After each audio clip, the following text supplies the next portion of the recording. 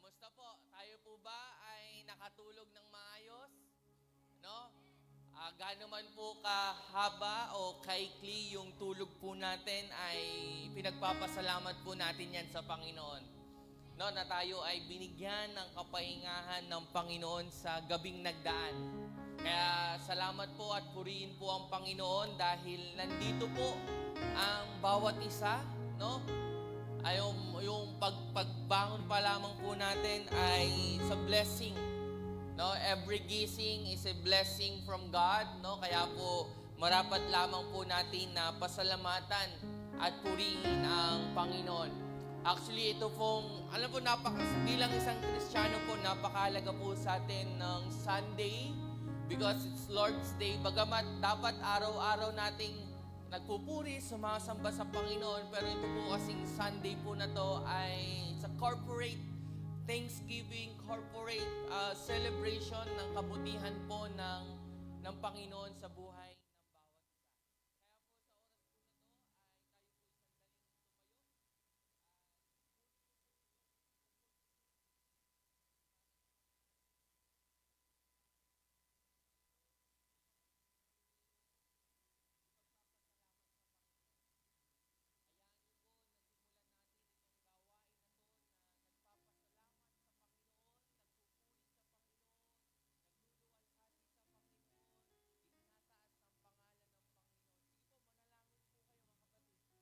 tayo po ipagpasalamat po natin yung naranasan natin kabutihan ng Panginoon sa isang linggong nagdaan.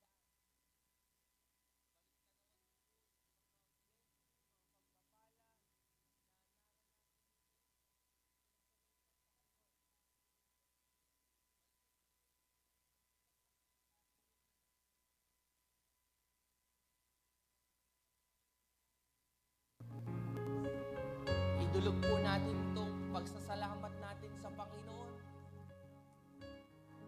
Dala-dala po ang ating papuri at pasasalamat bilang isa pong pagsamba.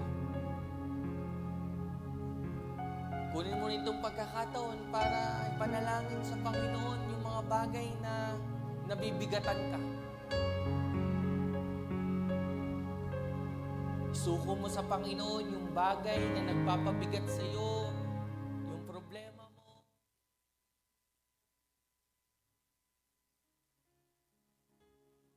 You can also use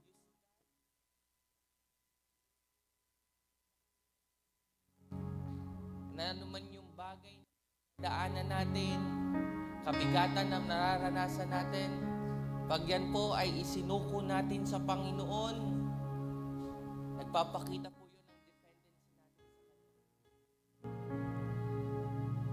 Diyang bagay na yan ay pwedeng maging pagsamba po natin sa Panginoon. Pagpapakita ng pagtitiwala sa Panginoon. At hangarin mo rin sa oras na ito na maranasan mo ang Kanyang presensya. Hangarin mo rin sa iyong panalangin na ikaw ay makatagpo ng Panginoon ngayong umagang ito. Katagpuin ka ng Panginoon anuman ang kalagayan ng puso mo ngayon. Ito man ay masaya, kalmado, mabigat, sasaktan. Ay katagpuin ka ng Panginoon ngayong umagang ito. Ama naming banal, sa oras po na to, dala po namin ang papuri at pagsambat pasasalamat. Alam po namin na kulang ang mga salita, mga letra para maibalik po namin yung pag-ibig, yung pasasalamat, dun sa kabutihan na patuloy niyo pong ipinaparanas. Pero hayaan niyo po sa sandali pong ito na kami ay narito sa inyo pong banal na tahanan. Hayaan niyo po na ang aming mga puso na nag-uumapaw sa pasasalamat at pagsamba ay idulog po namin po sa inyo. Na sa oras po na ito, wala kaming ibang hahangarin, kundi ikaw ay maparangalan, madakila, maluwalhati, maitaas ang iyong pangalan. Dahil walang iba na may karapat-dapat na tumanggap ng lahat ng ito, kundi ikaw lamang po. Ikaw lamang na nag-iisang Diyos na buhay. Nag-iisang Diyos na hindi nagbabago kailanpaman. Diyos ni Abraham, ni Jacob, at ni Isaac is the same God na may enkwentro po namin at mararanasan po namin ngayong umagang ito. The same God, faithful God, simula pa ng unang panahon hanggang ngayon ay tapat na Diyos ang aming sinasamba, niluluwalhati at pinaparangalan. Kaya Ama naming banal, nawa po sa oras po na ito lahat ng papuri, pagsambang handog po namin ay magmistulang isang mabahong samyo, insenso na makakarating po sa inyo pong harapan. Dalangin din po namin sa banal na Espiritu na nanahan po sa amin na kami ay tulungan at turuhan na ikaw ay masamba sa Espiritu at katotohanan. Dahil deserve mo po ang isang genuine worship mula po sa amin. Kaya dalangin po namin, Ama, sa oras po na ito, na maranasan namin ang inyong pong banal na presensya. Dalangin din po namin, Ama, na sa oras po na ito na ang bawat isa'y katagpuin niyo po. Sa oras po na ito, na ang bawat isa'y kausapin niyo po.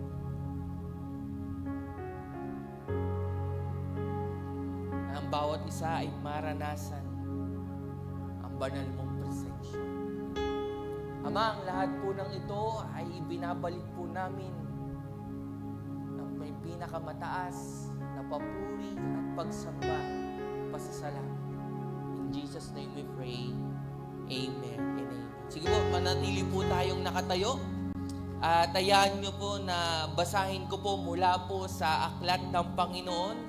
Sabi po sa Psalm chapter 91 verse 14 to 16. Sabi po dito, God says, I will save those who love me, and I will protect those who acknowledge me as Lord. Verse 15, when they call to me, I will answer them. When they are in trouble, I will be with them. I will rescue them and honor them.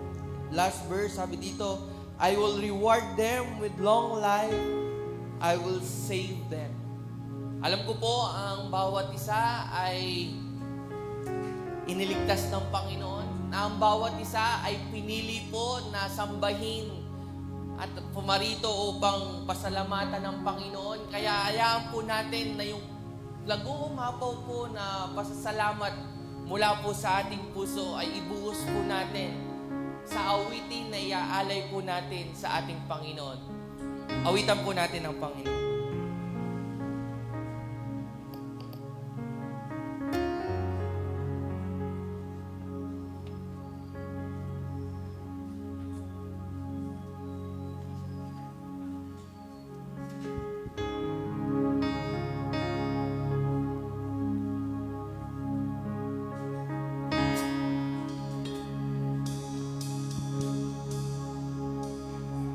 Isang mapagpalang umaga po sa ating lahat. Naniniwala po ba tayo na tayo naging malaya na sa tulong ni Lord? Naging malaya ang bawat isa sa atin sa karamdaman. Naging malaya ang bawat isa sa atin sa lahat ng problema dahil sa tulong ni Lord. Naging malaya tayo sa mga kasalanan na nagawa natin dahil kay Lord. Kaya huwag nating sayangin ang pagbibigay ng kalayaan ni Lord sa bawat isa sa atin. Kaya, paano ba natin yung magawa? Sa totoo lang, napakahirap pong sumunod kay Lord, pero sikapin naway sikapin natin na sa bawat oras at minuto ng ating buhay ay magpasakop tayo kay Lord na ang buhay natin ay ialay natin sa Kanya. Pilitin natin sumunod sa Kanya na kahit sobrang hirap, pero sa tulong ni Lord, sa biyaya ni Lord, kaya natin itong gampanan dahil sobra-sobra ang pagmamahal at pagpapala at sobra-sobrang kalayaan ang binibigay ni Lord para sa atin. Muli, nahanda po natin ang ating mga katawan, ang ating boses, para sa pagbibigay ng papuri sa pamamagitan ng awit sa ating Panginoon.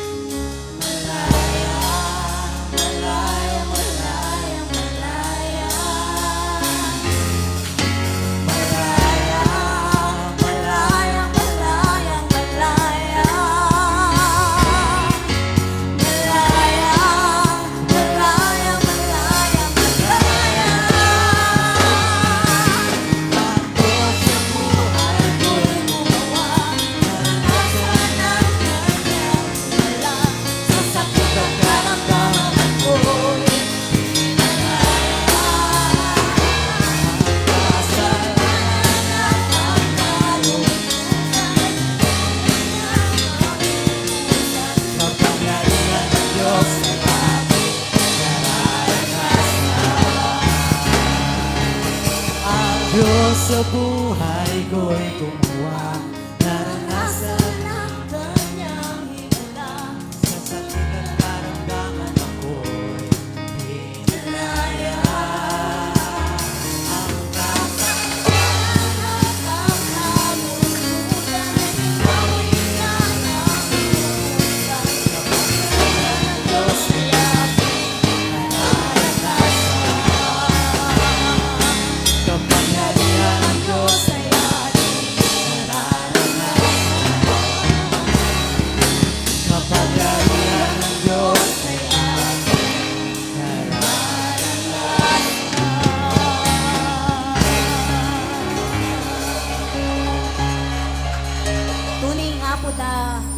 Panginoon ay walang mahirap. Kaya sa atin di po walang mahirap dahil tayo anak ni Lord. Tayo ay naniniwala sa Kanya. Kaya anuman pong suliranin, anuman pong problema, anuman pong pagsubok, karamdama at mga hindi magagandang nararanasan natin sa buhay, alisin natin ang ating pangamba dahil we have a big God na sa Kanya ay walang hirap, na hindi niya tayo pababayaan sa lahat ng mga balakid natin sa buhay. Patuloy po natin siyang papurihan.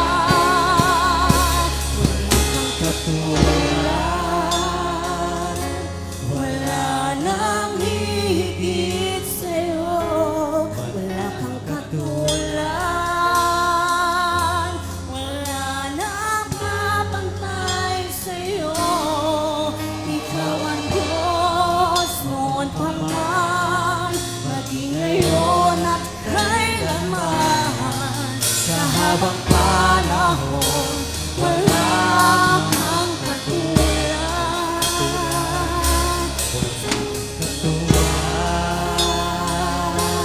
Wala nang hihigit sa'yo, wala kang katulad.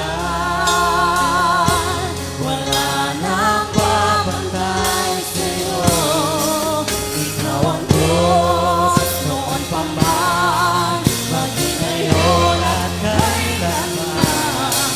Sa habang panahon,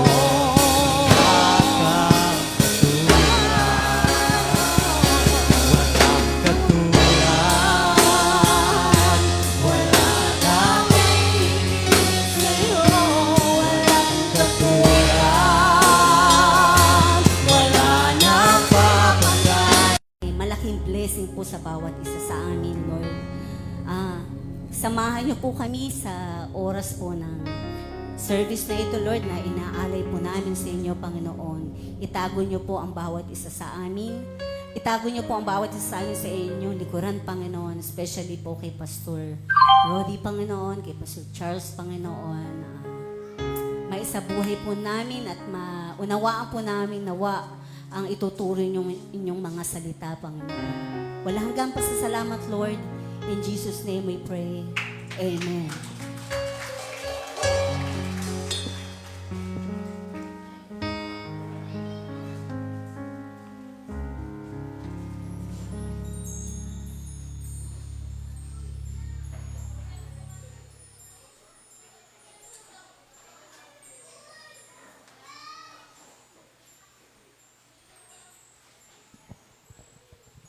Hello, magandang umaga po sa lahat, no? Pasensya na po, medyo napubing din ako, no? Medyo naiyak po ako kanina, no? Talagang walang katulad ng ating Panginoon, ano? Talagang napakamakapangyarihan niya. Kamusta po ang bawat isa sa atin ngayong umaga? Okay naman, no? Okay, no? So ngayon po ay series break natin, no? Sunday. So, pahinga muna po si Pastor Charles sa ating mga teaching, no? So, ngayon po ay series. Dali lang. Inahangin yung aking kodiko. Okay. So, kung inyo pong maalala, noong December po ang aking first service and last January, no? And ngayon naman ay February. So kung inyong maalala rin, ngayon po ay katapusan ng buwan. So pag nakita niyo ako sa harapan, ibig sabihin, last Sunday. So ang bilis ng panahon, ano? Magugulat tayo, nakatayo ako dito December na, no? Ang bilis ng panahon talaga, no? So ngayong araw po ay pag-uusapan natin ang isang bagay na kailangan ng bawat tao, no? Ng bawat isa sa atin. Ang pag-asa. No? So kanina habang kumakanta tayo, narinig niyo naman, no, puro pag-asa, kapangyarihan ng Panginoon. So ngayon, ang pag-asa po ang ating pag-usapan. Sandali po tayo manalangin. Panginoong Diyos, maraming salamat po sa umagang ito na kami ay nagkasama-sama upang mag-aral at magbulay-bulay ng iyong salita. Panginoon, tulungan niyo po kami na maintindihan ang bawat salitang iyong bibigkasin na aking ihahayag sa kanila, Panginoon, na iyong ginamit bilang iyong lingkod. Panginoon, tulungan niyo po ako at gabayan ang iyong Santong Espiritu upang masabi ko lamang po kung ano ang tama at naayon sa iyong salita. Lord, muli ay kami ay nagpapasalamat at itinataas namin ang iyong pangalan at kadakilahan. In your mighty name, Lord Jesus, Amen. Okay, so kahapon po, wala po ako sa Bible study. Galing po ako ng kasal, no? At ako po ang nag-opening prayer. Akala ko po, ubos na ang kaba ko, no? Hanggang ngayon pala, kinakabahan pa rin ako. Kinabahan talaga ako doon kahapon sa kasal. So, kung kasama ko ang aking dalawang anak, nakita nila, no? Yung papel ko gumagano, no? Talagang ang hirap pala sa harapan, no? Lalo na pagka bagito ka lang. So, buti na lang kamo, may aircon doon sa may gilid, ano? Ang lakas ng aircon, akala nila hinahangin lang yung papel. Nakaligtas ako doon. Ano. Pero ngayon, kahit pa paano, may konti pa rin kaba. So, pagpasensyahan nyo na kung minsan napapansin nyo, nanginginig ang aking boses at medyo yung tuhod ko nangangatok at ang mic ay gumagalaw. Pagpasensyahan nyo na po, ganyan talaga ang mga bagito. So, ang pag-uusapan po natin ay pag-asa, no? So, sino po ang nakakaalam ng pag-asa? So, hindi po ito yung ahensya ng gobyerno na nagtutukoy ng mga ulan at bagyo, no? So, hindi po yun ang pag-uusapan natin. At lalong-lalong hindi rin po yung pag-asa sa Quezon City. So, hindi rin yun, ano? Sabi nga nila, habang may buhay, may pag-asa, at habang may pag-asa, may Quezon City. So, hindi po yun ang pag-uusapan natin ngayon, no? Ang pag-asang tinutukoy ko po ngayon ay ang salitang hope, no? So, sabi nga nila sa Biblia, napakaraming pangako ng Panginoon, no? So, nakita naman natin, narinig sa kanta kanina.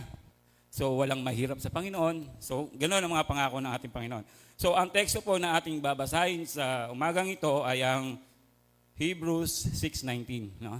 Kung may pa-flash lang po sa ating television, no? Pero babasahin ko po sa inyo.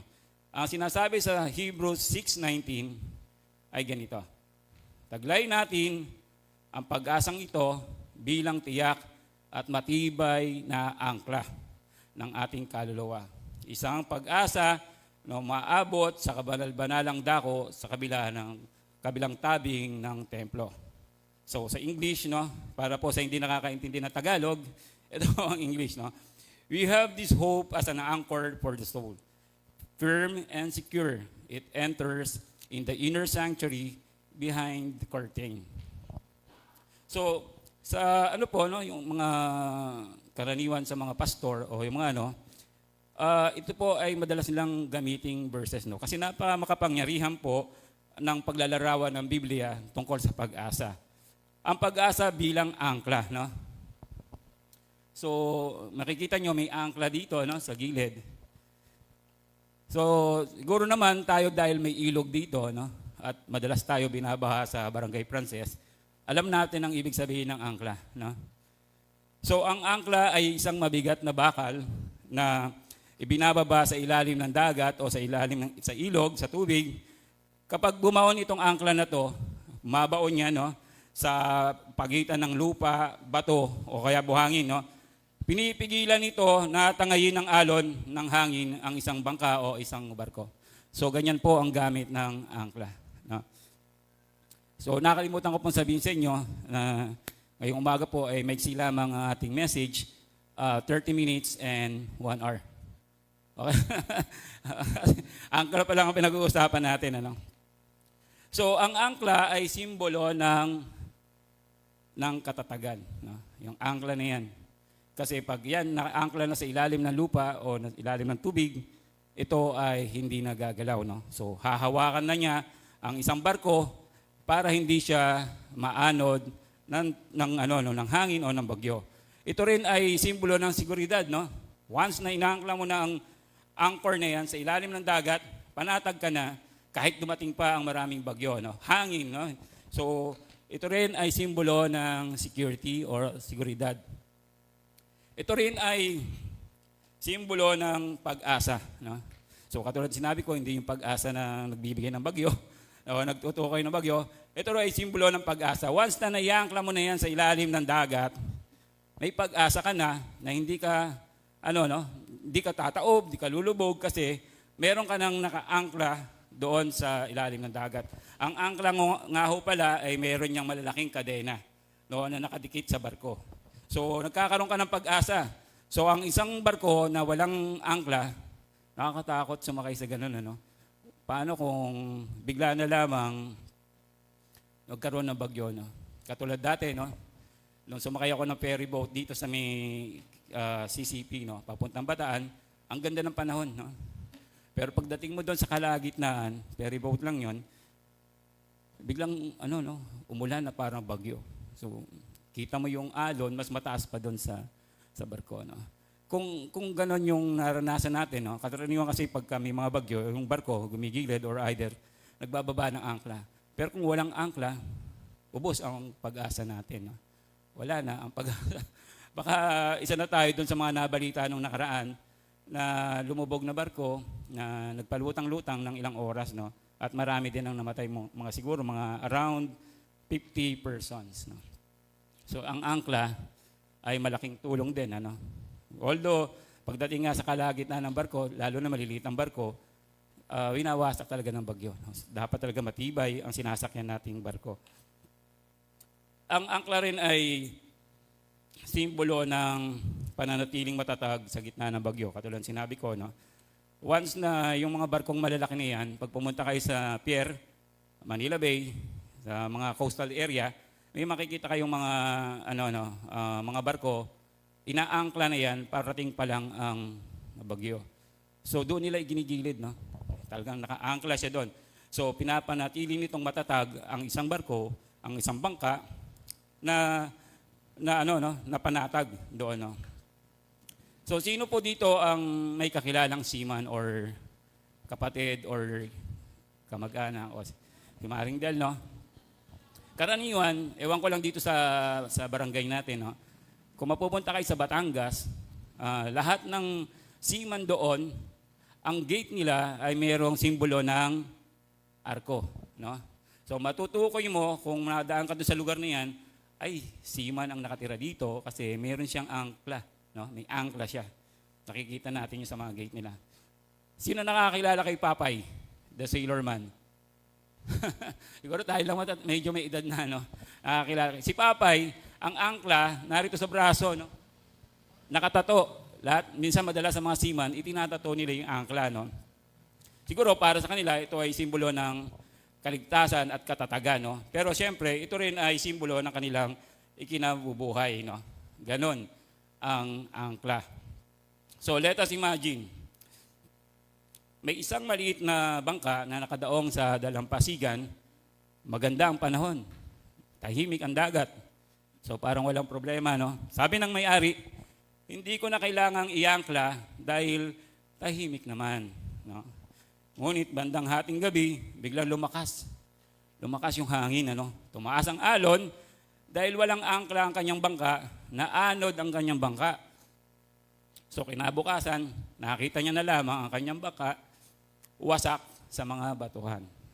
So ganun, ano? Pag walang angkla, so imagine natin, ano? Kung meron kang bangka, ano? Kasi before, nung nag-retire ang aking tatay, si Tatay Ben, bumili siya ng bangka dito, no? So, pero since na nasa Maynila kami that time, ang nagda-drive o ang namamangka ay yung lolo ni Jacqueline, ano? So, madalas yon yung bangka na yan ay naka-angkla sa gilid. So, para hindi siya rin, no? So, ngayon, i-apply naman natin sa ating buhay ang sinasabi nating angkla, bagyo sa ating buhay. So, imagine niyo, no, kung yung angkla at yung pag-asa ay natin, no, tawag doon sa English, internalize muna natin, no. So natin sa sarili natin. Baga sa damahin natin, no.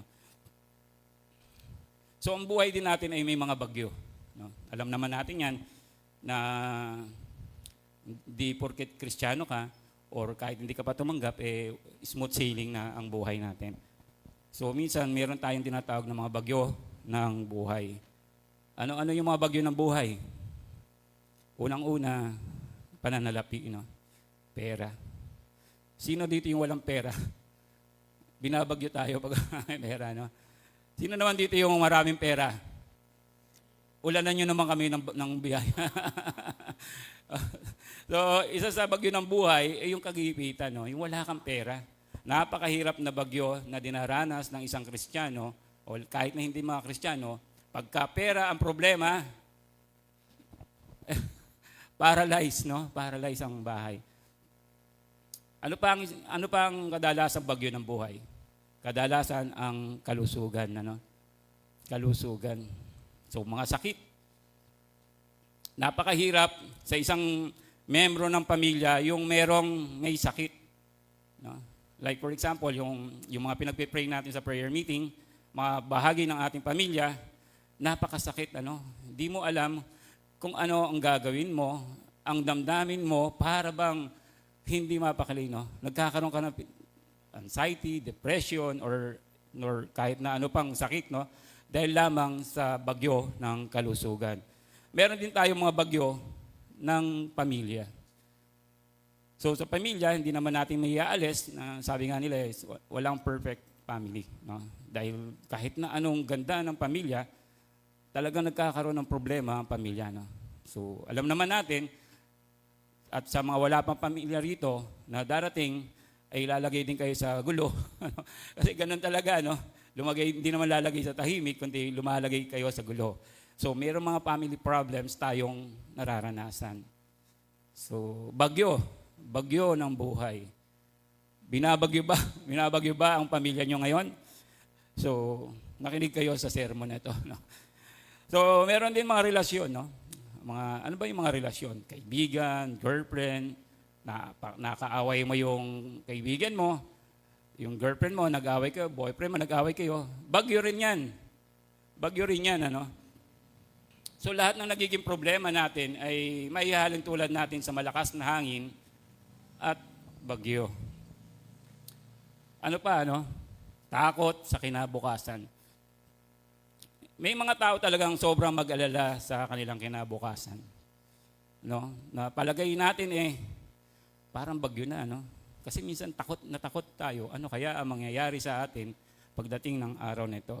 Mga negosyo natin na masyado tayong alala, paano na pag di kumita? Paano na pag nalugi? So ninanakaw nito ang ating kapayapaan at tinatawag rin nating hangin o bagyo ng buhay. Mga personal na laban na hindi sinasabi sa iba. Meron ba kayo nun? I-share nyo naman sa amin, no? Baka kasi nilalabanan nyo lang ang problema nyo na kayo pa lang. Mag-isa lang kayo. Baka bumigay kayo, no? Maraming ganon na nagsisuicide dahil hindi nila kinaya ang problema, dahil meron silang personal na laban na hindi nila sinasabi. Kakaawa, no? Dahil nagugulat na lang tayo, minsan nakikita natin sila nakahang na. Like for example, yung kamag-anak namin sa may Bataan. Napakasaya niya, no? Nung nagpunta kami nila Tita Tess nyo doon sa Bataan, nakakwentuhan pa namin, no? Medyo isa siyang gay, pero napakasaya niya. Nag-host ng mga party. Pero one time, nagulat na lang kami. Tumawag sa amin yung ama, wala na ang anak niya, nagbikti na. So ibig sabihin, meron siyang sarili o personal na laban na hindi natin alam, no? So kung kayo dito sa ating congregation, meron kayong ganon, no? Share nyo. Kasi nakakabawas ng kabigatan. Para hindi masyadong mabigat ang bagyo na ating dinadala sa sarili, no? Napakahirap nun, no? Hindi natin kasi maiiwasan ng bagyo. Sa totoo lang, no? Walang exemption. Hindi walang exempted. Kasi tumarating ang bagyo sa ibang anyo, sa ibang panahon. Maaring ngayon, ang iba sa atin dito ay walang bagyo sa buhay, no? Pero huwag kayong magpakasiguro, no? Darating talaga ang bagyo ng buhay, no? Sabi nga ni Lord Jesus, no, sa John 16:33, in this world you will have troubles, but take heart, I have overcome the world, no? So sinasabi niya, sa mundong ito, may mga troubles, may mga persecution, at may mga problema. Pero don't worry, ang sabi rin ni Lord dito, napagtagumpayan na niya ang mundo, no? So huwag kayong matakot, basta nakaangkla lang ang inyong pananampalataya, ang inyong pag-asa kay Lord Jesus, dahil siya ay napagtagumpayan na ang mundo. Persecution, problems, any kinds of problems, no? Na-solusyonan na yan ni Lord. So huwag na kayong mag-alala. At kung bagyo lamang po ang pag-uusapan, sa edad ko na po nito na 55, no? Marami na po akong bagyong dinanas, no? So kung panahon nung kami ay narito pa sa Frances, nung kami ay bata pa, masyadong mahirap yung buhay namin dito, no? Almost lahat naman ng mga pamilya rito, no? Napakahihirap ng buhay natin noon. So kung gusto mong makakain, kailangan mo mamulot ng bote, para ipambili ng kahit ano man lang, no? At kailangan mo rin minsan na mamitas na lang, no, ng mga puno dahil wala ka nang makain, no? So ganun po ang buhay namin dito sa Frances. Dumaan din po ako sa problema sa bagyo ng buhay ng walang pera, no? Mukha lang po ako may pera, pero bagyo rin po ng buhay ang walang pera. Ano? Meron din po, baon din po ako sa utang. Dinanas ko rin po ang bagyo ng pagkakabaon sa utang, no? Sabi ko nga noon, sa hirap ng buhay, no, ayoko nang kunyari, tutulungan ako, pautangin ako. Lagi ko sinasabi sa kanila, ayoko ng utang, no. Ang gusto ko tulong kasi hindi ko na kayang bayaran eh. Hindi ko talaga kayang bayaran dahil nga bagyo ng buhay ko noong mga panahon na yon ay nabaon ako sa utang, no. Sobra talaga, no, hanggang leeg. Naiinggit nga ako nun sa mga tao, mga pamilya na may lupa pa na maibebenta para ipambayad ng utang, no. Sabi ko, napakamalas naman masama pa lang maniwala sa malas sa swerte, no? Pero naman ng buhay ko noon at wala yung pamilya kong namana sa kanilang mga magulang na pera or lupa para ibenta, para maibayad na sa mga utang. Napakasaklap, ano? At dumating din ako sa point ng bagyo ng aking buhay na namatayan ng magulang, no? Ang tatay, ang nanay. So kung maalala ko nga nung panahon noon na dinala namin sa hospital yung tatay, kailangan ng injection vials, no? Para iturok sa ano. Nung binuksan ko yung wallet ko, wala akong pambili, no? Hindi ko maibili ang tatay noon, no? So naalala ko minsan sinabi sa akin ng tatay ko noon, Tatay Ben, sabi niya, anak, kung hindi ka lang nagkaganyan, sana naipagamot mo ako sa magandang hospital. So masakit 'yun, ano? Sa isang anak na hindi mo kayang ipagamot ang magulang mo, pero may kakayanan ka naman, kaya nga lang, baon ka sa utang. Ang sakit. Ang sakit ng ganung problemang bagyo, no? Dinanas ko po 'yon ng pamilya namin, pamilya namin ni Tita Tess nyo. At nag-aaway din po kami mag-asawa, no? Madalas din po kami mag-aaway noon. Pera, selos, at iba pa, no? So, yun po ay bagyo ng buhay. At ang pinakamasakit po na bagyo sa buhay ng aming pamilya ay yung namatayan kami ng anak na. So kung hindi nyo po yung natatanong, si Remrem po ay hindi talaga bunso talaga dahil meron pa pong sumunod sa kanya. Namatay po siya, 7 months old, dahil sa sakit. So napakasakit din po na bagyo ng buhay na dinaranas ng inyong lingkod, no? Naroon din po na nalulong po ako sa bisyo at sugal, no? So, ang sakit po, no? Bagyo yun, no? Bagyo po ng buhay. Minsan nakala ko noon, tapos na ang lahat, no? Ang pinakamatagal ko talagang bagyo noon, yung kahirapan, ano? Yung pagkakabaon sa utang, no? Actually, siguro naman tayo dito, may mga utang din, ano? Uy, wala sumasagot mo. Pautang kasi. O, ang marami kayong pera, no? Pero yun po ang pinakamatagal na bagyo sa aking buhay, no. Nabaon talaga ako sa utang, no. At laman na rin po kami ng barangay, no. Binabarangay po kami dalawa ni Tita Tess nyo dahil sa utang na hindi namin nababayaran.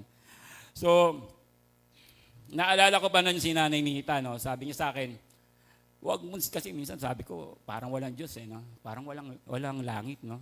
Sabi sa akin ni Nanay Nita, wag mong sisihin ng Panginoon, no? Dahil ako daw ang may kasalanan. Ginawa ko daw yon, no?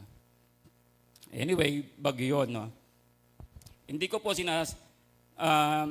sinasabi na wala na po akong utang ngayon, ano? May mga utang rin po kami, no? Aming bahay, naka-mortgage, sasakyan, naka-mortgage, motor, naka-mortgage, and everything, no? Malaki po yun ngayon. Milyon, no?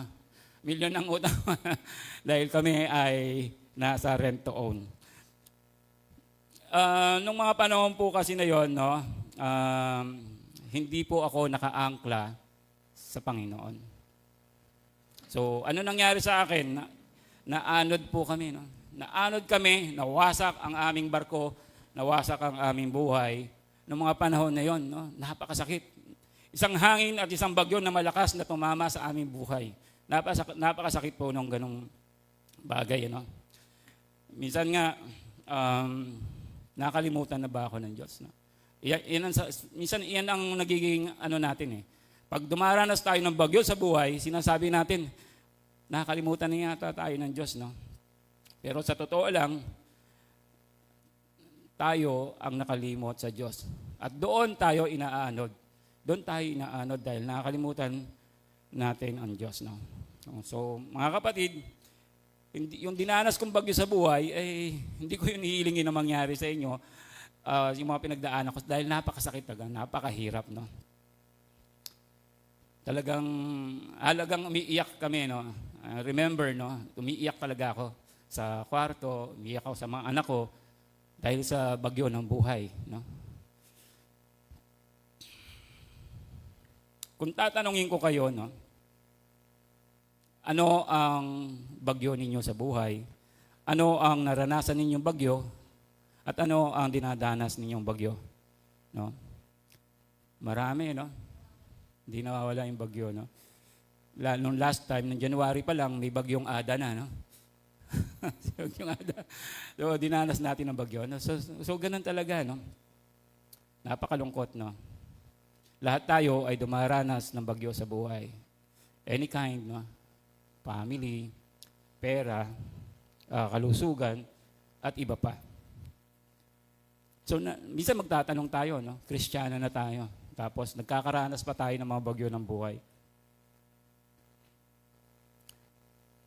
May mga Kristiyano nagkakasakit. So, kung mapupunta lang po kayo at makaka-attend sa prayer meeting, madalas po namin pag-pray, ang mga kapatiran na dumaranas ng sakit na, no? Pero Kristiyano na tayo. May mga Kristiyano ding lugmok sa utang, no?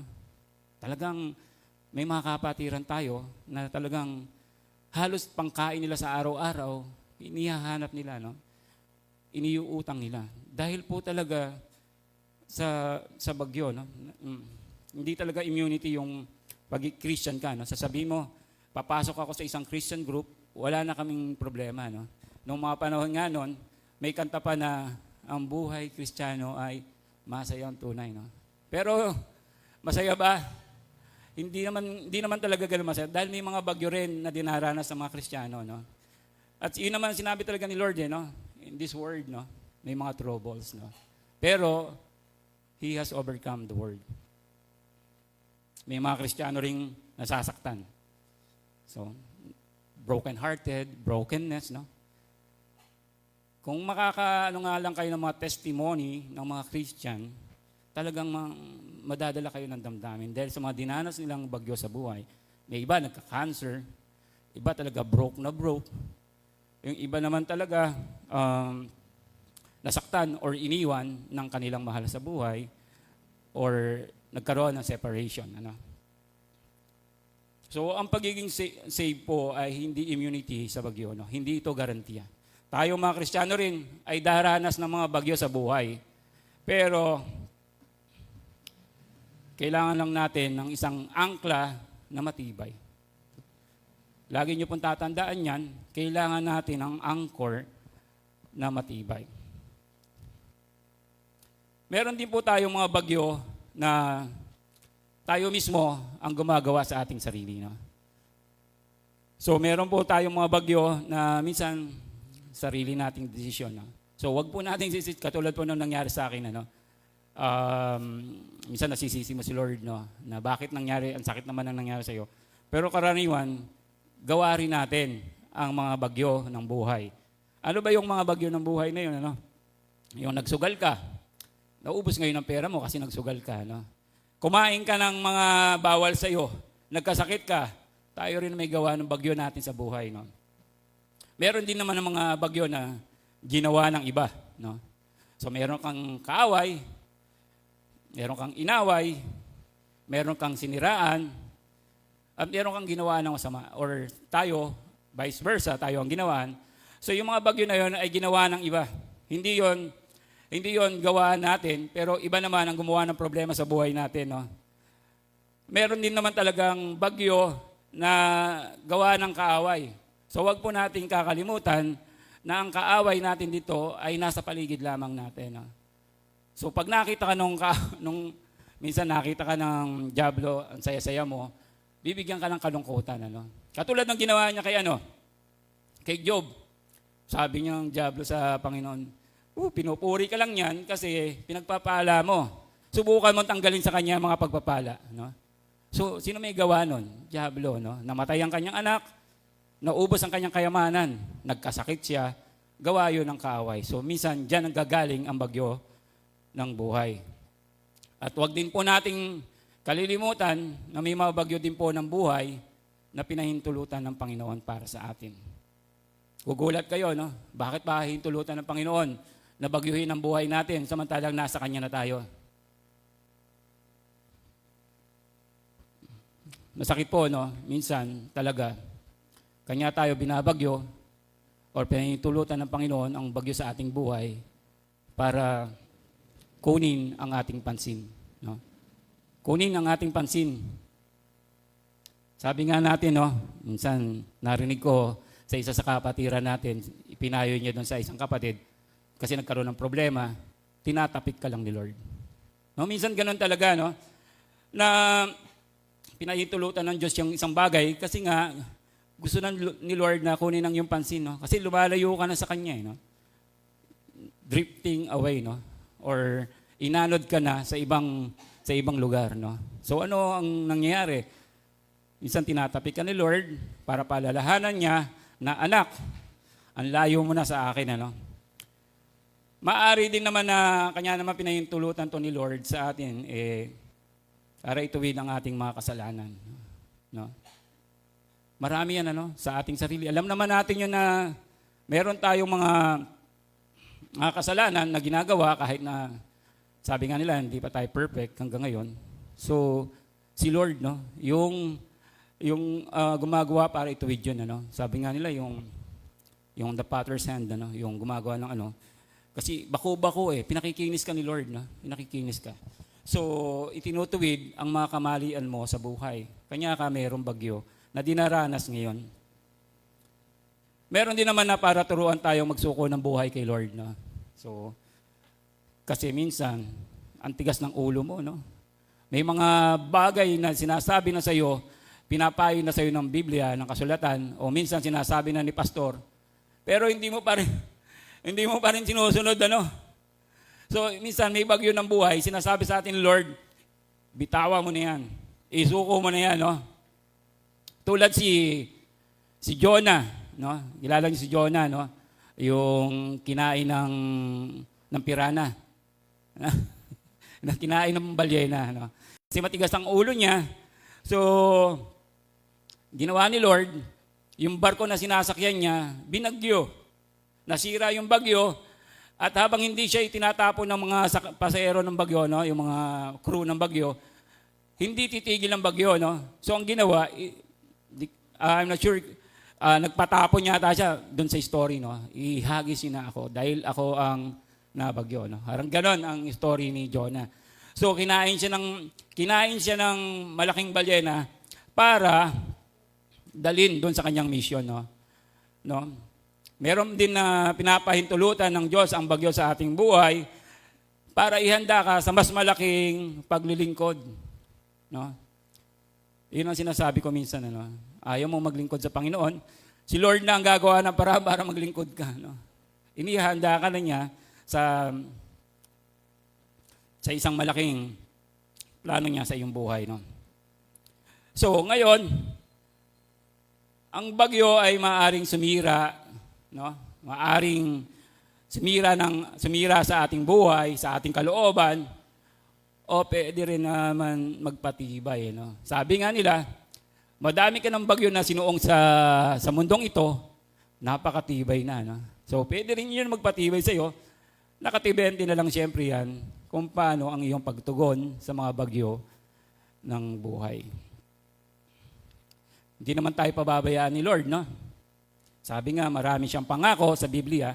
Kung i-open nyo lang yung Bible, kasi napakaraming pangako dyan. According sa mga mangangaral, or ng mga mananaliksik ng Biblia, o mag-aaral ng Biblia, merong 7,000, pagitan ng 7,000 at 8,000 pangako ang makikita natin sa Bible. Kung nakaangkla lang yung ating sarili, ating pag-asa sa Bible, sa pangako, sa salita ng Diyos, makikita mo doon yung libo-libo na pangako niya. Ito'y pangako ng pag-ibig, pangako ng tulong, at pangako ng pag-asa. So basahin lang natin yung Bible, no? Ang dami nun. Kung tayo ay nahihirapan ngayon dahil sa bagyo na dinaranas natin, basahin natin ang salita ng Diyos. Lagi yan. Gawin natin, ano? Nandun ang sagot. May mga verses dito na sinulat ko, no? Inilagay ko sa akin teksto kasi hindi po ako nagsulat nito.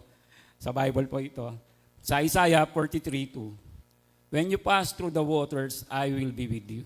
No? Ganun, no? Kahit saan ka pumunta, no? Ang Panginoon ay nasa sa atin, no? Sabi sa Psalms 62:5-6, He is my rock and my salvation, my refuge, no? Siya ang matindi mong pananggalang, no? Siya ang iyong bato at ang kaligtasan. Sabi rin sa Lamentation, no? So, yung Lamentation sa Tagalog ay panaghoy. Sabi doon, His mercies are new every morning. No? Ang awa ng Diyos ay laging bago kada umaga para sa atin. Kung dumaranas ka ng bagyo, basahin mo lang to, no? Meron pa sa Numbers 23:19. Actually, mga ano ko lang to, mas mga pinulot ko lang para maibahagi sa inyo kasi napakarami talagang pangako. Sabi ko nga sa inyo, libo-libong katiyakan. Sabi rito, God is not human that He should lie. Diba? Hindi naman tao ang Diyos para magsinungaling sa atin sa mga pangako niya rito sa Biblia. No? So, dito dapat tayo nakaangkla sa salita ng Diyos, sa Word of God, no? Ngayon ang tanong, kung dumaranas pa kayo ng problema sa buhay nyo, saan ba nakaangkla ang inyong mga buhay, no? Saan ba nakakapit ang inyong mga buhay, ang inyong mga kaluluwa? Sa inyong bang bank account? Doon ba nakaangkla ang inyong kasiyahan? Doon ba nakaangkla? Baka marami kayong pera sa bank account, so panatag na kayo. Sabi nyo, hindi na kayo magkakaproblema at narami na kayong pera sa inyong mga bank account. Hindi po. No? Career. Baka sabihin nyo, ang ganda ng trabaho nyo ngayon. Ano? Baka sabihin nyo, ang talino ninyo. No? Pero hindi pa rin yun matibay na angkla. Instant, no? Pwedeng mawala, pwedeng mabago. Kung magaling kang mag-drawing, pwedeng mapilayan ang iyong kamay. Instant. Nakaangkla din ba ang buhay ninyo sa mga tao? Minsan sinasabi natin, uy, meron naman ako kamag-anak na ganito. Uy, kapatid ko naman na ganito. Parang ang pag-asa mo nasa tao, no? So dapat hindi ganun, no? Hindi sa tao nakaangkla ang iyong buhay. Yun nga, no, katulad na nasabi ko kanina, sariling kakayahan. Baka nakaangkla pa rin ang buhay ninyo sa inyong mga sariling kakayahan. Hindi po, no? Dahil kapag nawala ang mga yon, tulad ng barko, lulubog kayo. Lulubog tayo. Pag doon natin inangkla ang ating pag-asa. Pero kung si Kristo ang angkla, maaring umuga, pero hindi tayo lulubog. No? Umuuga. Stable tayo pag si Kristo ang ating angkla. No? Sa Kanya tayo ang pag-asa natin. May isang pagkakataon na sa Biblia, nagkaroon ng isang malakas na bagyo habang nasa bangka ang mga alagad. Si Lord Jesus natutulog that time. No? Sabi ng mga alagad sa Kanya, ang lakas ng bagyo, Lord, natutulog ka pa. Natutulog pa si Lord, no? So dumaranas ng bagyo yung kanyang mga alagad that time. Nagwinising si Lord Jesus, no? Parang siguro, kung ipipicture out natin, ano ba naman itong mga ito? Napaka walang pananampalataya, di ba? Narito naman nila ako, kasama naman nila ako sa piling nila, pero natakot sa kanila. Pero ano ginawa ni Lord pagtayo niya, no? Sabi niya sa bagyo, quiet! Be still. At ano nangyari? Tumahimik ang hangin at alon. So kaya niya, Si Lord Jesus, kaya niyang pasunurin, no? Lahat. Panahon, problema. Kaya niya sabihin sa mga problema natin ngayon, tumahimik. Tumahimik ka nga. Tumahimik ka. Hangin at alon, problema, pera, sakit. Tumahimik ka, no? Kayang-kayang gawin ni Lord yun, no? Manampalataya lang tayo sa Kanya. Kasama natin si Lord sa bangka. Hindi niya tayo iniiwanan.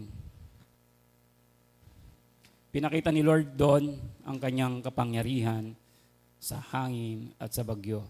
Ganon din ang Kanyang kapangyarihan sa bawat problema na ating dinaranas ngayon.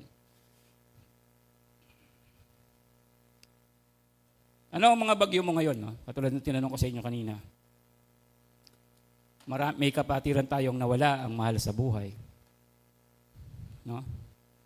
Problema, napakalaking bagyo.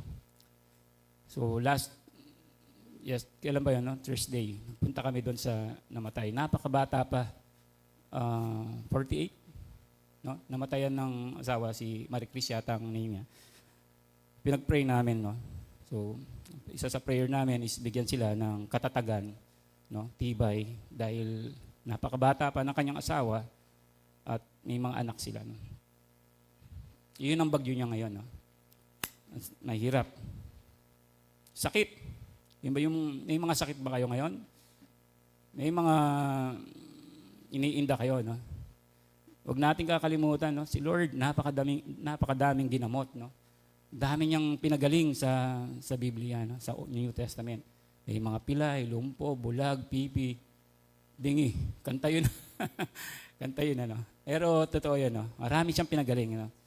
Pati binuhay niya pa ang patay na si Lazaro. Bagyo din ba ang kakulangan ng pera sa iyo ngayon? No? Dami siguro sa atin dito, kakulangan ng pera ang bagyo. Totoo yun. Naranasan po namin na napakahirap ng walang pera. No? At nararamdaman ko at nakikiisa ako sa inyo ngayon na may problema sa ganito. No? Napakahirap ng walang pera. May gusto kang kainin, may gusto kang bilhin, may gusto kang bayaran, may gusto kang tulungan, pero kulang ka sa pera. Bagyo. Napakabigat na bagyo ng buhay. No? Ito ba ay isa sa bagyo ng buhay mo ngayon? O kaya naman may problema sa pamilya. No? Madalas kasi, family problem ang pinakamabigat din na kalaban. Ano? Pag may problema sa loob ng pamilya, napakabigat ng bagyo. May mga naglalayas na anak. No? May mga sumasagot na anak dahil sa problema sa pamilya at relasyon. Ano? Ngayon, tatanungin ko kayo, no?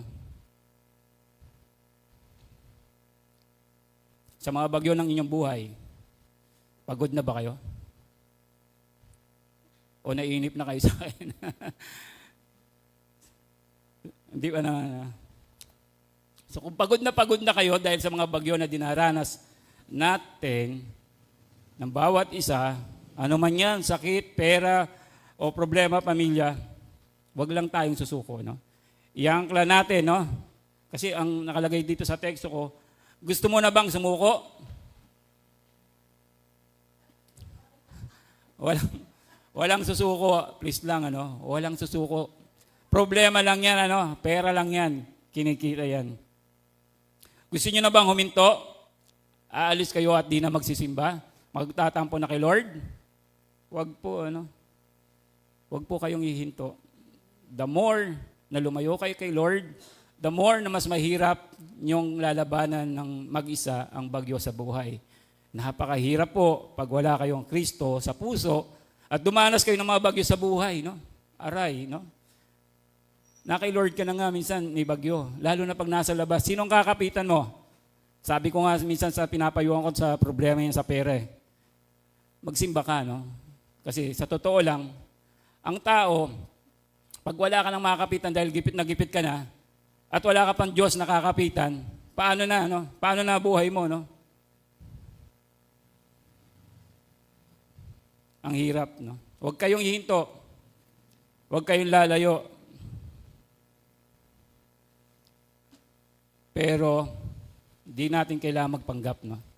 May mga problema talaga tayong dinaranas sa buhay. Hindi natin kailangang itago ang mga luha na ating nararanasan. Share natin sa ating mga kapatid, no? Minsan ginagamit ni Lord ang mga kapatiran para maibsan, no?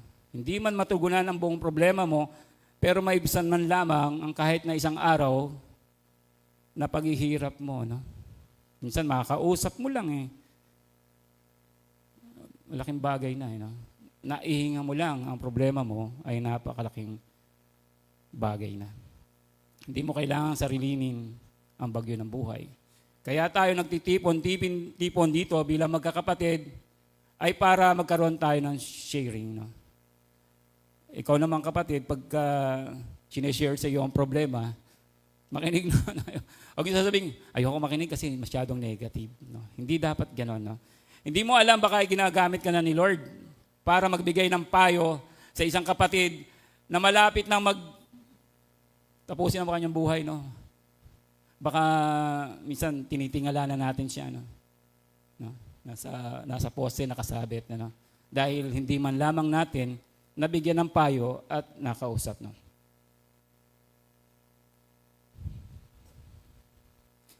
So may mga dahilan tayo kung bakit dapat nating iangkla ang ating buhay, ang ating pag-asa sa Panginoon, no? Likas kasi sa ating mga tao yung inaanod, ano? So, likas sa atin, hindi handa, walang angkla. Likas sa atin yun. Dami yun, no? So, ang dapat natin gawin, huwag tayong tumigil sa pagbabasa ng Biblia. No? Minsan, yung mga verses doon, nagpapalakas sa atin. Iyon yung ating nagiging angkla. Huwag rin tayong titigil sa panalangin. Dahil, sabi nga nila, pray harder, no? Kung hindi pa tinutugon ni Lord ang mga problema mo, manalangin ka, no? Iluhod mo sa Panginoon. At palagi tayong makipag-ugnayan sa Diyos, no? Dahil kung hindi natin gagawin ito, unti-unti, dahan-dahan, tayong tatangayin ng mga problema sa mundong ito. Pero lagi nating tatandaan, katulad ng sinasabi ko sa inyo, ang salita ng Diyos ay hindi nagbabago. Lagi niyong tatandaan yan, no? Nahihirapan ka. Basahin mo lang ang mga pangako sa'yo ni Lord. Hindi kita iiwanan, no? Lagi nating tatandaan.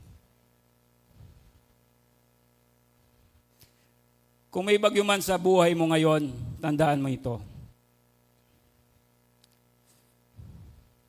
Ang angkla natin ay hindi nakabaon sa lupa or sa dagat. Ang angkla natin ay nakaangkla sa langit. No? Dahil ang Panginoong Hesukristo ay nasa presensya ng ating Ama.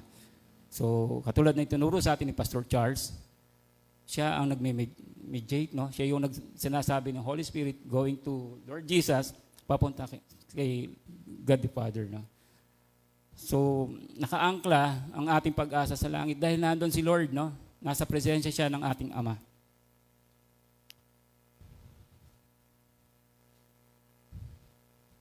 So, dahil may mga pangako si Lord sa atin, lagi nating iaangkla sa Kanya ang ating tiwala at pag-asa.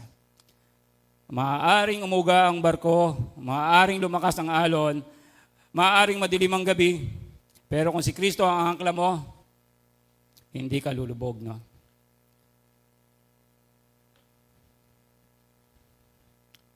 Kung handa ka na muling, para po sa ating pagtatapos. Kung handa ka nang muling iangkla ang iyong buhay kay Kristo, kung pagod ka na, no, sa pag-anod ng buhay, kausapin mo si Lord, no?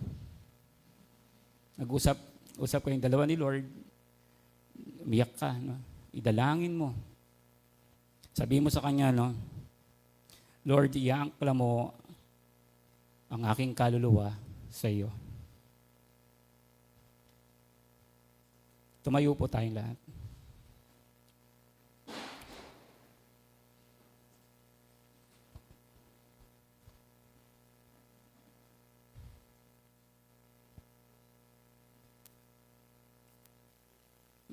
Minsan talaga mahirap ang buhay, no? Lalo na pag wala tayo kay Lord. Lalo na kung hindi natin alam ang mga pangako ng Diyos sa ating buhay, no?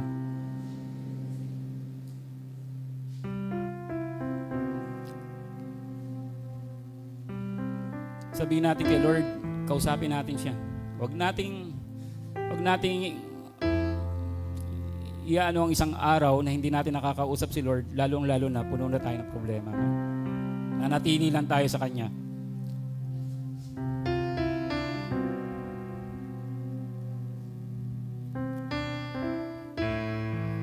Habang inaawit natin ang kantang ito, gusto kong sabihin sa inyo na lahat ng mga problema nyo, idulog nyo sa Panginoon, ano? Huwag nating, kahit napakaliit na bagyo sa ating buhay, kahit na hangin pa lang yan, hindi pa bagyo, idulog na natin, ano? Napakahirap kasi na sinosolo natin yung mga problema natin, ano? Sabihin natin kay Lord, may mga kamag-anak tayong dumaranas at naapektuhan tayo, bagyo ng ating buhay.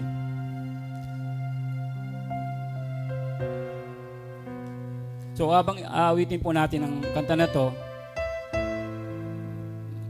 namnamin po natin, ano? Dumalangin tayo habang inaawit natin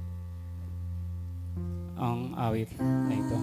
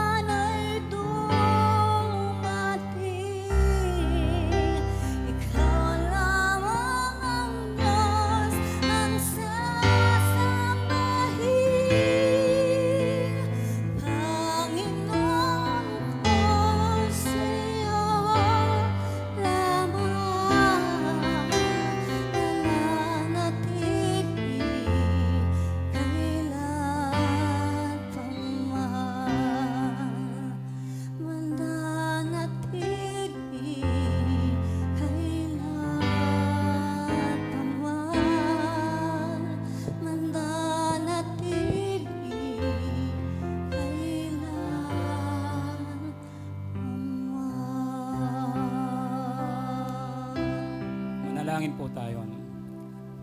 Ama naming Diyos, lumalapit kami sa iyo ngayon. Hindi bilang malakas, kundi bilang mga anak mo na nangangailangan.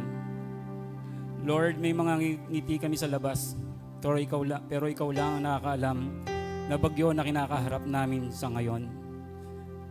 May mga sugat kami na hindi nakikita, may mga pagod na hindi maipaliwanag, may mga panalangin na matagal na namin hinihintay ang sagot. Pero salamat, Panginoon, dahil may pag-asa kami. Sabi ng iyong salita, ang pag-asang ito ay angkla ng aming kaluluwa, matibay at sigurado. Lord, kung may mga bahagi man ng buhay namin na naanod, ibalik mo kami sa iyo. Kung may mga pagod na puso, Lord, renew us, Lord. Kung mga may nasirang tiwala, ibalik mo, Panginoon. Kung mga may natutuyo ng pananampalataya, buhayin mong muli, Panginoon. Lord, hindi namin hinihiling na alisin mo ang mga bagyo agad-agad. Ang hinihingi namin, Panginoon, ay patatagin mo ang angkla namin. Ikaw ang aming kapit. Ikaw ang aming lakas. Ikaw ang aming pag-asa. Kung mga may basag man na kalooban dito ngayon, Lord, buuin mo sila. Kung may umiiyak man ngayon, Lord, bigyan niyo po sila ng kapayapaan. Kung mga may gusto ng sumuko, Panginoon, bigyan niyo po sila ng bagong lakas. Lord, ayusin mo ang aming mga puso, pagalingin mo ang aming mga sugat dahil sa mga bagyo na aming nararanasan. Palitan mo ang aming takot ng pananampalataya. Palitan mo ang makabigatan ng kapayapaan at kagaangan. Panginoon, mula sa pagiging biguan, dalhin mo kami sa pagiging bago. Hindi kami lulubog, hindi kami mawawala, dahil nakaangkla kami sa iyo. Maraming salamat po, Panginoon. Ito po ang aming samo at dalangin sa matamis na pangalan ng aming Panginoong Jesucristo. Amen. Pagpalain po tayo lahat ng Panginoon.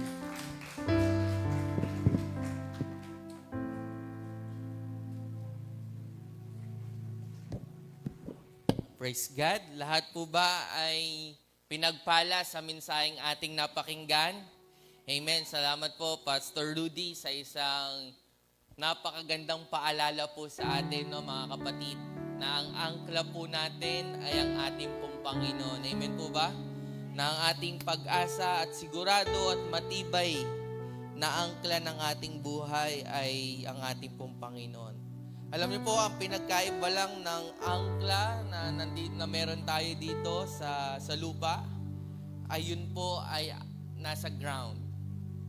No? Pero ang angkla po natin towards heaven. No, nandun po ang ating matibay na angkla. At yung pinakaugat po noon, nung hope po na yon, ang angkla po na yon, ay mababasa po natin sa verse 18. Nang sabi po doon, God cannot lie. Ibig sabihin po, kung ang ating Panginoon ay hindi po nagsisinungaling o kailanman ay hindi nagsisinungaling o kailanman hindi niya babaliin po yung kanyang pangako, we can hold on dun po sa ating Panginoon. Yun po yung hope na meron po tayo. Na anuman po yung storm na pinagdadaanan po natin sa buhay, anuman yung challenges, problems, troubles na kinakaharap po natin sa buhay, meron po tayong sure at safe na angkla. Yun po ang ating Panginoon na hindi kailanman nagbabago o nagsisinungaling. Kaya salamat, Pastor Rudy, sa isa pong mabiyayang mensahe. Ano po, February pa lang, maganda na napalalahanan po tayo nito kasi 10 months pa po ang tatak. Bagaman ito pong babasahin ko po, mga kapatid, na verse po na ito ay ang konteksto po na ito ay patungkol po ito sa kung paano po magre-repent ang Israelites. Kasi ito pong verse po na to ay pertaining kung paano po ninakawan o talaga bang nananakawan ng Israelite ng mga tao ang Diyos. Pero dito mamaya mapapakita po natin na ito po ay kung susubukin natin ang Panginoon. Actually, lahat ng bagay na meron po tayo ay mula po at galing po yan sa Panginoon at ang Panginoon po ang nagmamay-ari. Sabi po dito sa Malakay chapter 3 verse 10, dalhin ninyo ng buong buo ang inyong mga ikasampung bahagi sa tahanan ng Diyos upang matugunan ang pangangailangan sa aking tahanan. Subukin ninyo ako sa bagay na ito kung hindi ko buksan ang bintana ng langit at ibuhos sa inyo ang masaganang pagpapala. So salamat po sa pagkabasa ng salita ng Panginoon. Ito po ay yun po yung kaparaanan ng Diyos para po makapagbalik loob ang Israelites. Na ibahagi o ibalik po yung sa Panginoon. Na lahat po ng bagay na meron po tayo, gaano man yan kalaki, ang bottom line po niyan ay galing sa Panginoon. Hindi po ibig sabihin na 10% po ang ipinababalik ng Panginoon ay yung remaining 90% ng blessing ng Panginoon ay tayo na po yung nagmamayari. Hindi po ganun ang nangyayari mga kapatid. Kaya lang po 10% kasi yun po yung practice. But the remaining 90%, God allow us to use this mightily, honestly, and faithfully para din po sa kanyang ubasan. Kung gusto lang ng Panginoon ay ibalik yung 10 bahagi para po sa kanyang tahanan, para sa kanyang pong gawain. At ito pong verse po na ito ay ang siyang salang na pinahintulutan ng Panginoon o ng Diyos na hamunin siya. Na kung gagawin daw po natin to, na ibabalik daw po natin to, ay bakit hindi niya bubuksan? Diba? Sabi dito, no? Ang bintana ng langit at ibuhos ang kanyang pagpapala. Hindi ka po tumitingin sa malaki o sa maliit. Sa oras po na to, you are looking sa laman po ng aming puso. You're looking sa attitude ng pagbibigay po namin sa oras po na ito.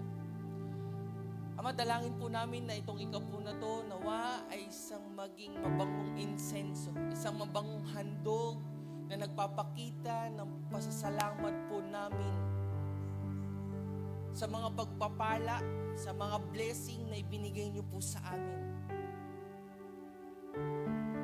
Kaya Lord, ito pong hawak po namin ikapong ito, ibabalik po namin dahil hindi po sa amin to. Ipinagkatiwala niyo lamang po sa amin. Dalangin din po namin, Ama, na itong ikapong ito ay mangyari, ay magamit lamang po sa kailalago ng inyong pong iglesia dito sa Kalumpit. Na ang bawat ikapo na ipagkakaloob po namin ay magamit para sa kia-advance ng inyong pong kingdom. Sa ikaluluwalhati po ng inyong pong pangalan.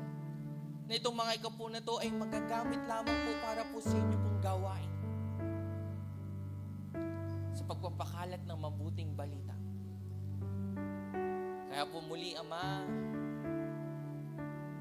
ikaw po ang siyang magbalik din ng pagpapala muli sa amin. Ito po ang aming dalangin sa tayong pangalan ni Jesus. Amen. At tawagan ko po si Tita Tess at si Tita Nancy para po mag-ushers.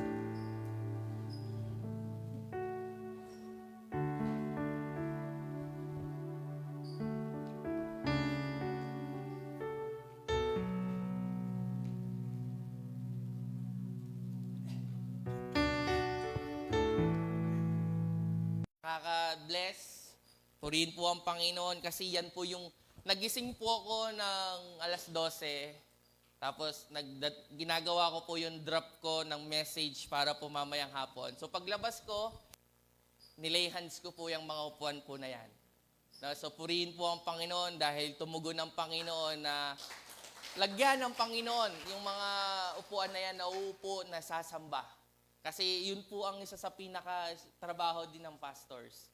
At every time na ilay hands po yung mga upuan na yan, one by ng bawat uupo dyan ay kakatagpuin po ng Panginoon. So, amen. So, hindi lang po natin yan basta nilalatag dyan, kundi ipinagpipray din po natin yan, na bawat lahat ay uupo. So, again, every Sunday po, ito po ay sama-sama po nating pagsambat, pagpuri at sa ating Panginoon. Amen?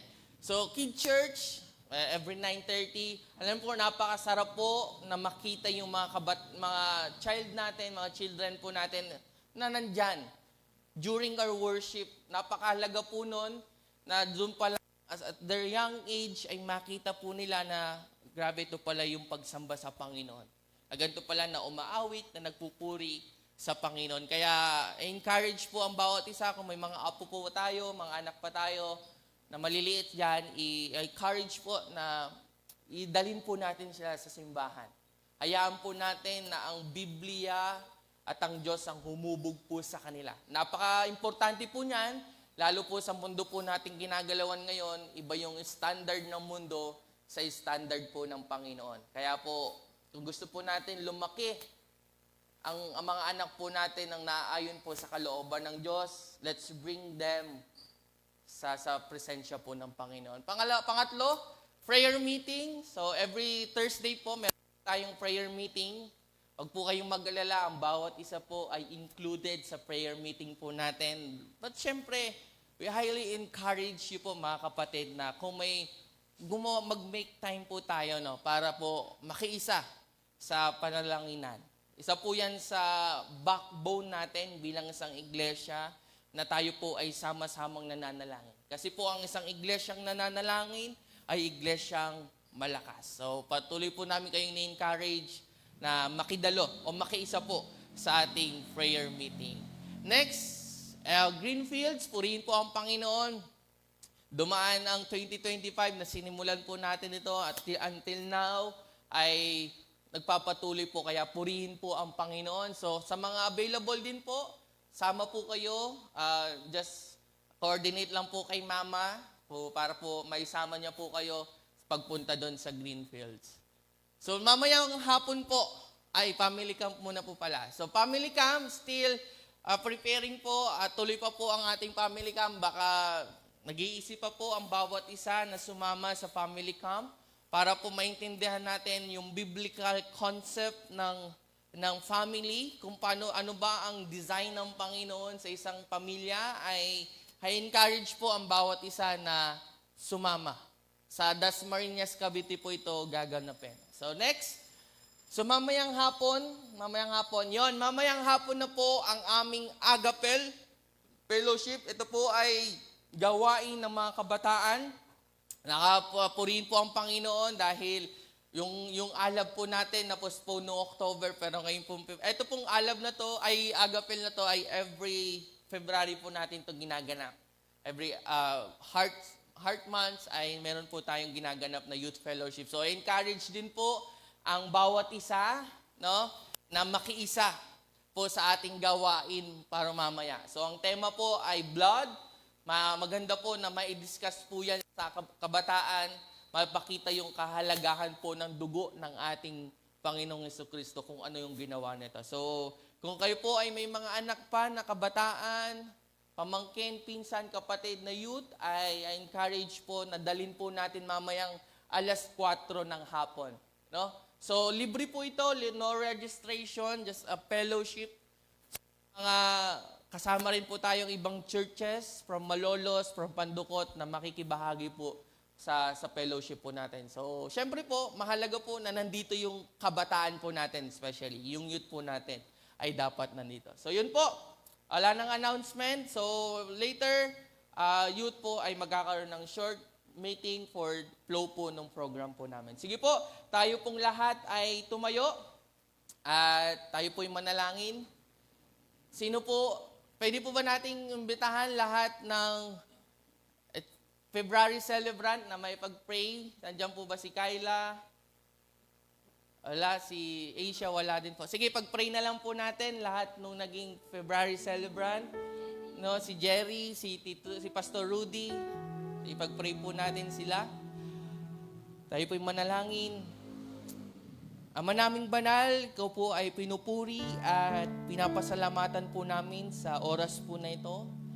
Pasalamat po sa mga kapatiran po namin na nagdaos ng kanilang kaarawan sa buwan po ng Pebrero ng ito. Kay Pastor Rudy, kay Brother Jerry, kay Sister Kyla, kay Sister Asia, O Lord, na sa buwan ng Pebrerong ito ay nagdaos sila ng kanilang kaarawan. Salamat Ama dahil pinahintulutan niyo po ito na sila muli ay makapagdiwang ng kanilang kaarawan. Dalangin po namin Ama na patuloy niyo po silang pagpalain abundantly, O Lord.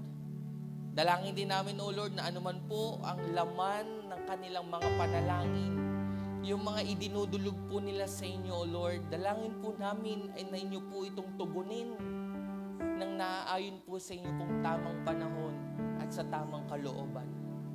Alam ko po na ang bawat isa po na ito ay may panalangin. Kaya ang dalangin po namin ay tugunin niyo po yan.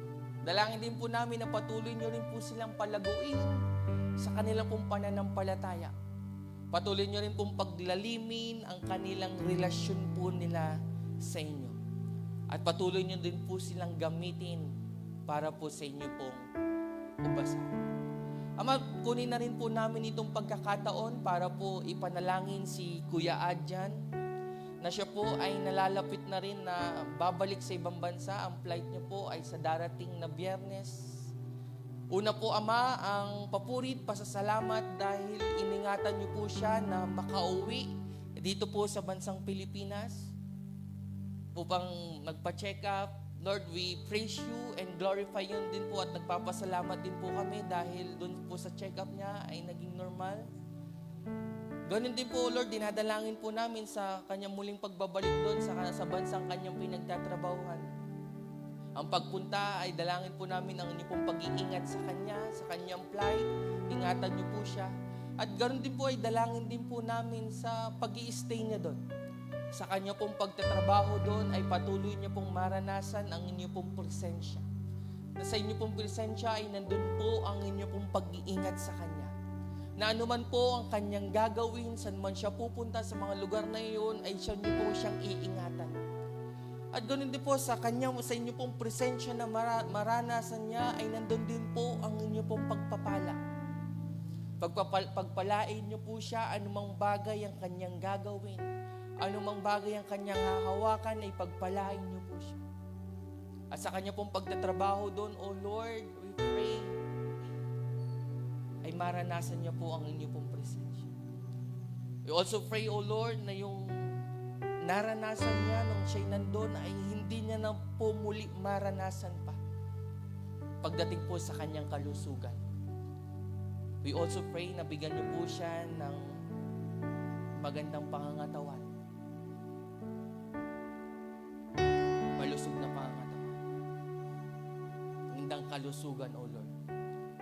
Na habang po siya'y lalayo para po magtrabaho upang makapag-provide sa kanyang pamilya. At dalangin din po namin, O Lord, sa mga panahon na siya'y makakaranas ng kalungkutan dahil siya'y nag-iisa doon. Dalangin po namin sa mga panahon po na yun ay bigyan niyo po siya ng kaaliwan na magmumula po siya. Alawin niyo po siya sa anumang bagay na makakapagpalungkot po sa kanya. Alawin niyo po siya ng inyong pong pag-ibig, ng inyong pong kapayapaan, ng inyong pong grasya, ng inyong pong awa.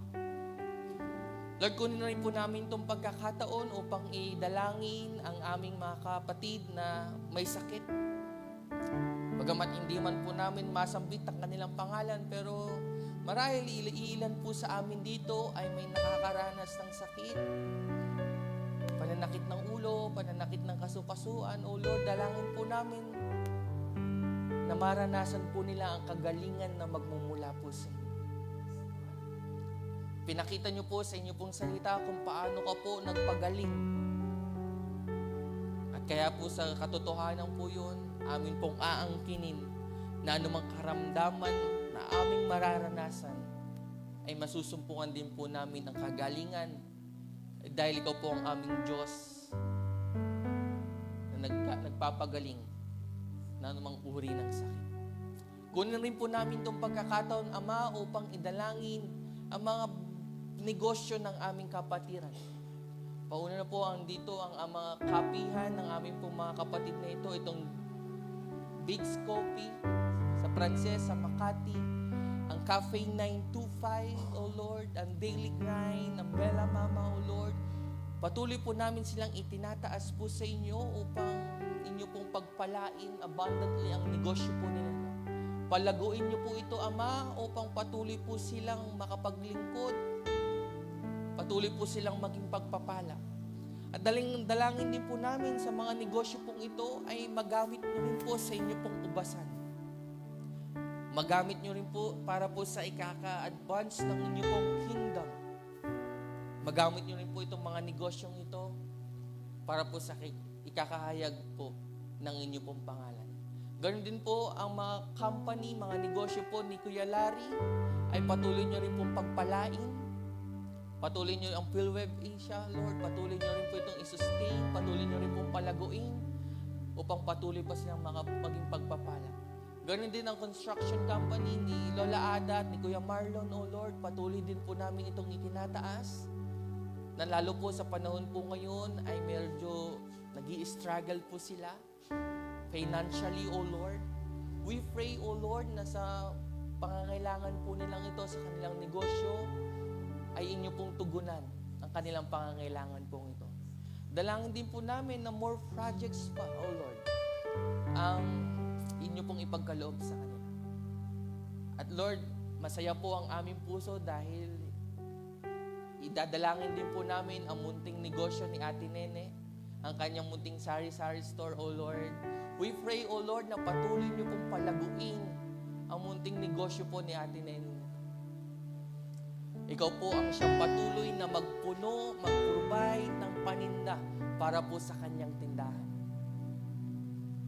Ganon din po kay Ate Baby Youth, O Lord, sa kanyang negosyo ng kanyang tangke, pagtatangke. Lord, we pray na ikaw din po ang mag-sustain sa negosyo niya pong ito. We pray maraming customer ang tumangkilik, ang umano ng kanyang pong tangke, LPG.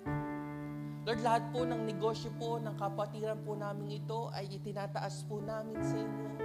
Nasa niya po inyo pong pagpalain, samahan sa pagpapatakbo ng kanilang pong negosyo po ito. At dalangin din po namin, Ama, na sa mga kapatid po namin na nagnanais din na magkaroon din ng negosyo.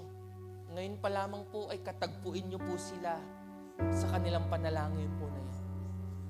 Sa kanila pong munting pangarap po na yun, sa munting panalangin po nila yun, ipagkaloob mo po ang kanilang pangangailangan po.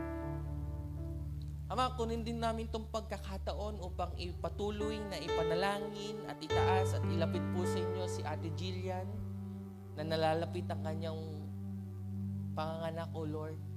We pray for health, O Lord, kalusugan, paghahanda, emotionally, spiritually sa Lord sa kanyang panganganak. Ganon din kay baby, O Lord, dalangin po namin na maging normal ang kanya pong delivery. Kay baby ay maging malusog po ang bata pong ito. At ngayon pa lamang po, O Lord, ito pong batang pong ito, alam po, idinededicate po namin na ito pong batang pong ito ay lalaking ikaw po ang kinikilalang Diyos. And ito pong batang pong ito ay iingatan niyo po sa anumang uri ng sakit, sa anumang uri ng kapamakan ay iingatan. Kaya Lord, ipinagkakatiwala po namin si Ate Jillian at atong baby pong ito at ang pamilya niya kay Kuya Christian. We also pray po, Lord, to provide dun po sa kanilang kakailanganin, dun po sa panganganak po na yon. Sa hospital bills, O Lord, we pray, inilalapit na po namin na kayo po ang magbigay, mag-provide ng kakailanganin po nila sa pagpapanganak po sa baby pong ito. Lord, alam po namin na pagpapalain niyo po siya. Lord, dalangin din po sa oras po na ito na patuloy niyo pong pagpalain ang bawat isa na nandito. Na ang bawat isa po dito ay maranasan ng pagpapala na magmumula po sa inyo. Na ang bawat isa po dito ay patuloy niyo pong pagpalain ang kanilang pamilya, ang kanilang tahanan ay maranasan ng kapayapaan na magmumula po sa iyo. ang pag-ibig na magmumula po sa iyo, ang biyaya na magmumula po sa iyo. Dalangin po namin, O Lord, na ang bawat pamilya dito ay hindi magkukulang. Anumang uri ng kanilang pangangailangan, O Lord, anumang aspetong ito, Lord, hindi po sila magkukulang dahil ang Diyos po namin ay hindi nagkukulang kailanman. Kaya Lord, dalangin ko po ang pagpapala sa bawat isa na nandito. Na sa pag-uwi po nila sa kanilang tahanan, dala-dala nila ang pag-asa na nagmumula po sa aming Panginoong Jesucristo. Dala-dala po nila ang kapayapaan na nagmumula po sa inyo. Kaya Lord, paglabas po namin sa lugaring pong ito ay maging pagpapala kami sa aming pamilya, sa aming kaibigan, sa aming kapitbahay, o sa maging meron man kaming kaaway o kagalit, ay maging pagpapala rin kami sa kanila. Maayos ang relasyon namin sa kanila. Kaya, O Lord, dalangin po namin muli ang pagpapala na magmumula po sa iyo.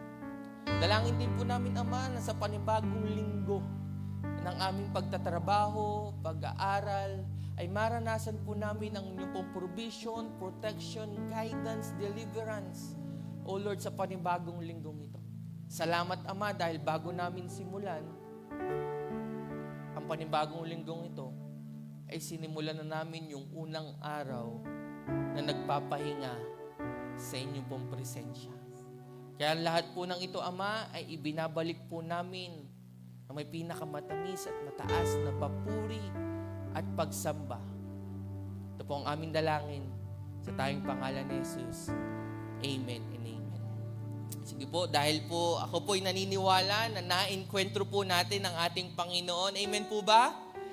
Aside po na baon-baon po natin yung mensahe na napakinggan po natin, ayahan nyo po, natanggapin nyo po itong pagpapala mula sa ating Panginoon. That every time we declare it, receive it, dahil mula po ito pagpapalang ito, mula po ito sa ating Panginoon. May the Lord bless you and take care of you. May the Lord be kind and gracious to you. May the Lord look on you with favor and give you peace. Awitin po natin ang threefold amen.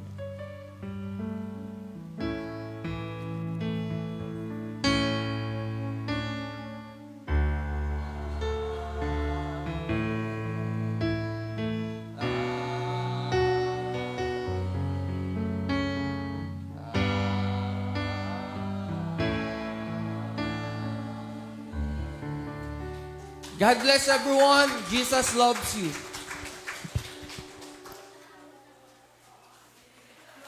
With you